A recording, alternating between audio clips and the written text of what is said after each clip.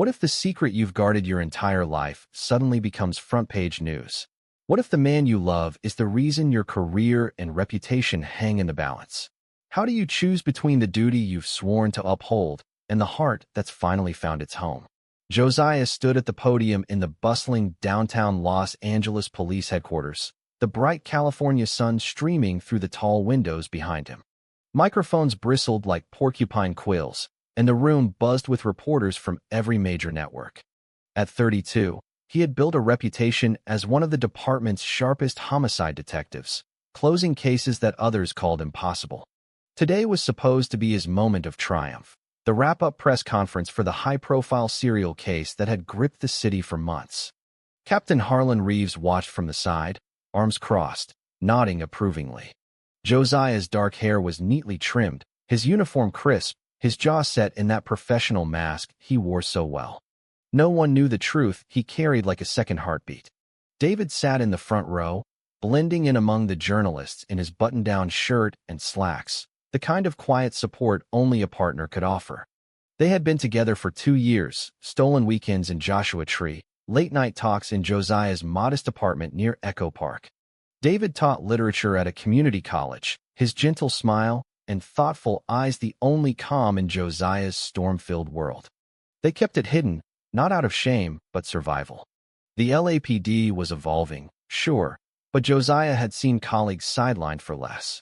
His own father back in Texas still sent emails laced with casual homophobia, calling it that lifestyle. So they lived carefully, love in whispers. As Josiah delivered the closing statement, detailing how the suspect had been apprehended without a single civilian casualty, the room erupted in applause. Cameras flashed. Then a reporter shouted a follow-up about departmental resources. Josiah paused, scanning the crowd, and his eyes locked with David's. In that split second, something cracked inside him, the exhaustion of hiding, the adrenaline of victory, the sheer weight of loving someone so completely in secret. Before he could think, he stepped down from the podium, pulled David to his feet, and kissed him right there, full and unapologetic, in front of the live feeds rolling to millions. The room froze. Gasps rippled outward. Phones flew up.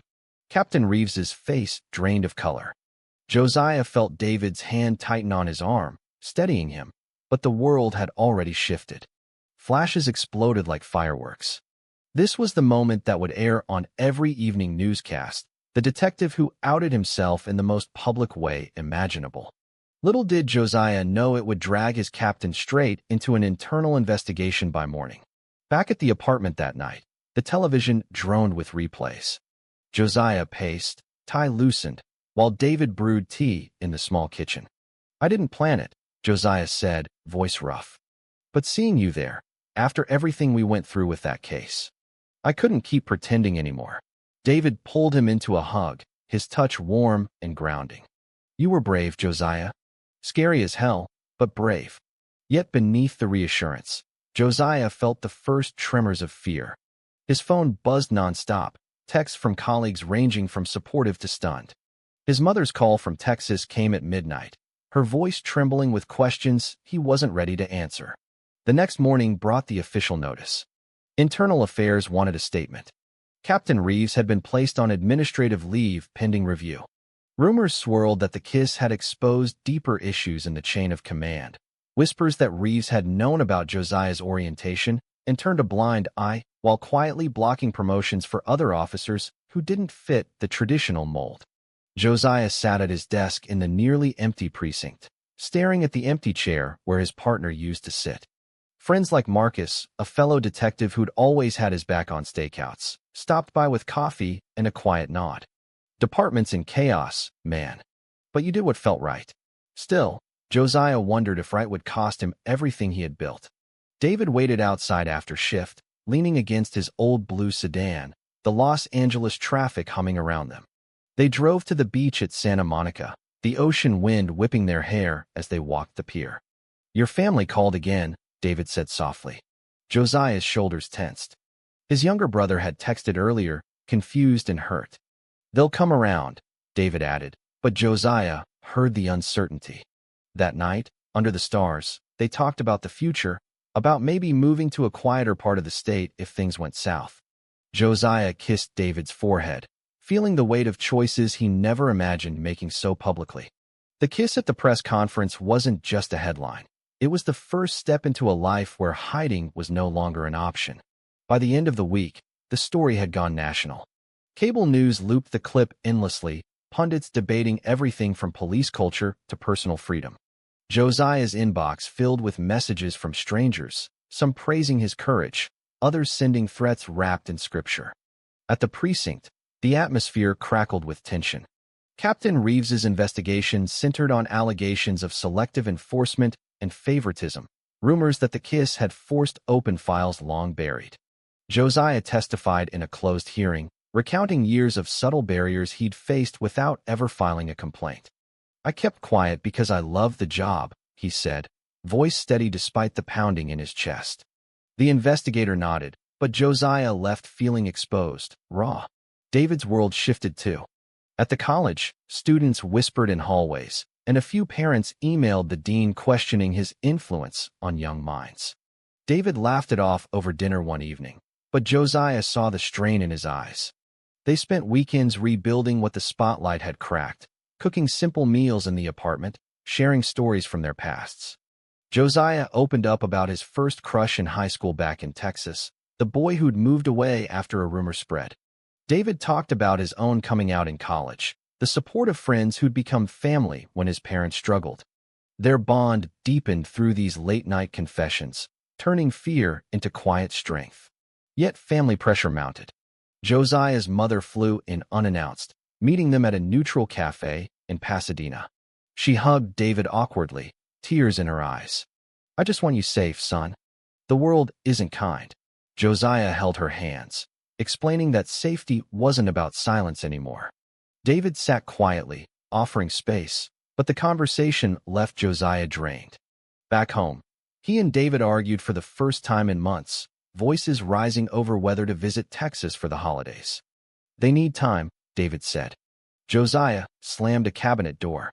"Time is what I've given them for years." The fight ended in an embrace, apologies whispered, but the rift with his family lingered like an open case file.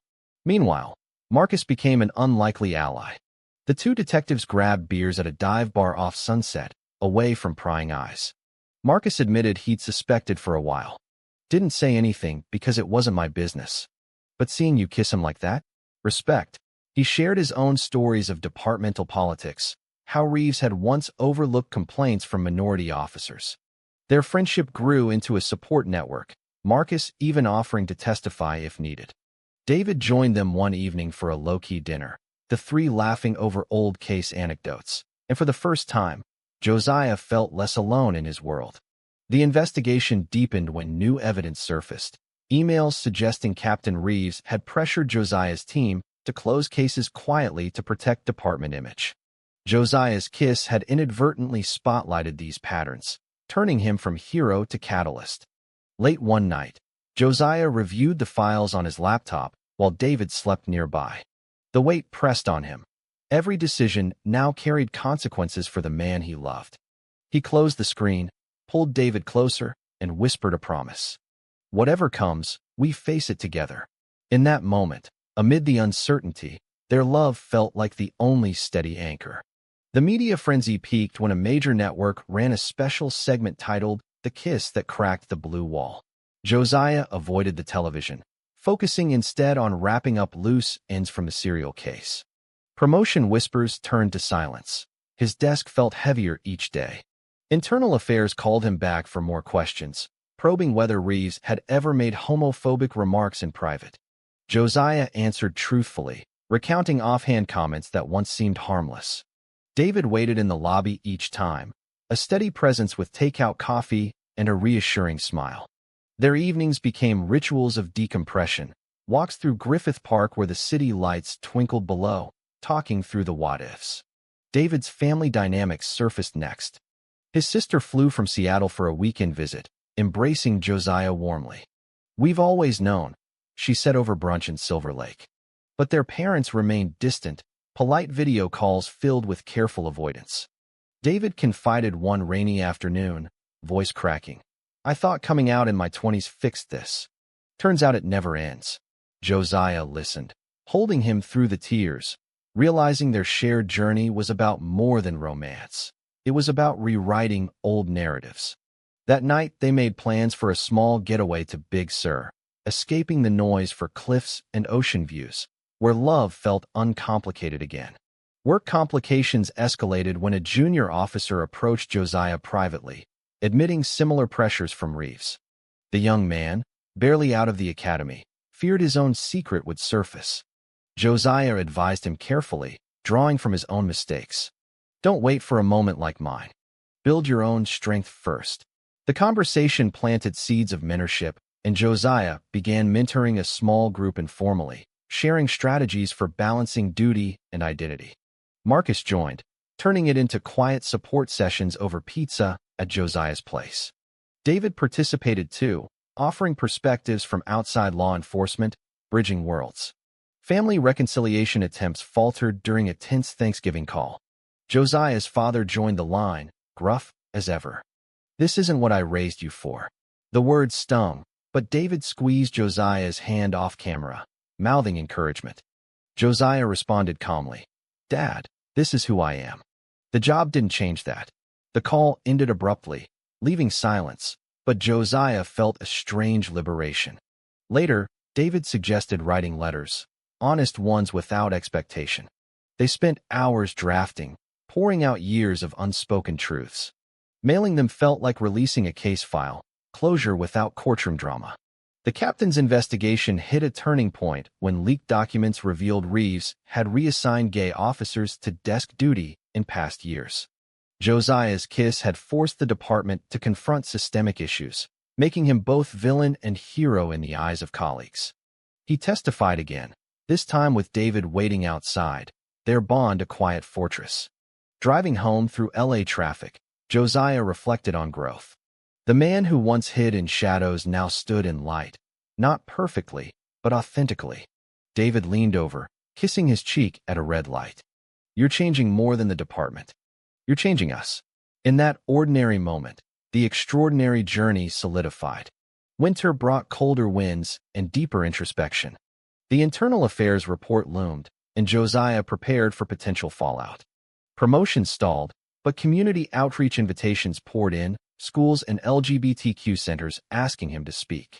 He accepted one at David's college, standing before a packed auditorium, sharing his story without notes.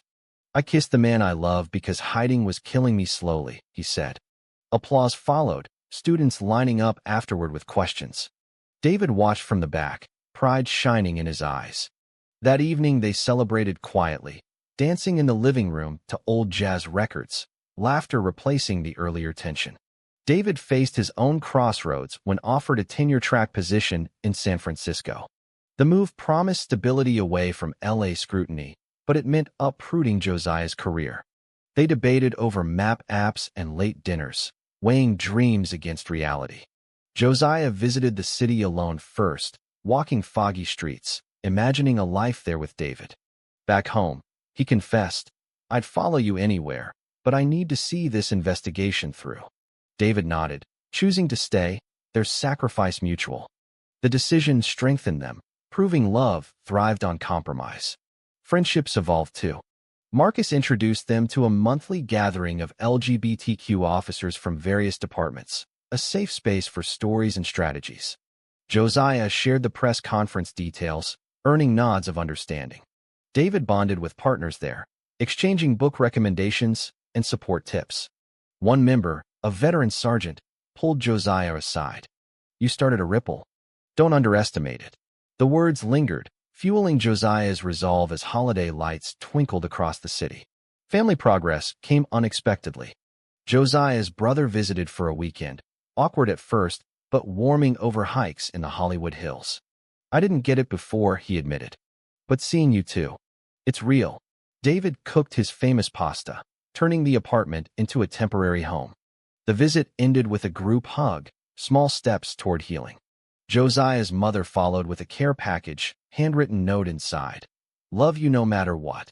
Tears came unbidden, but David held him, whispering, see? Hearts change when given time. The investigation concluded with mixed results. Reeves received a reprimand and reassignment, not full dismissal, but the department implemented new sensitivity training. Josiah's name cleared of wrongdoing, yet whispers followed him in hallways. He requested a transfer to a community-focused unit, prioritizing impact over headlines. David supported the choice fully. Their first date post-resolution was simple: a picnic in a Elysian park, blankets spread under ancient trees.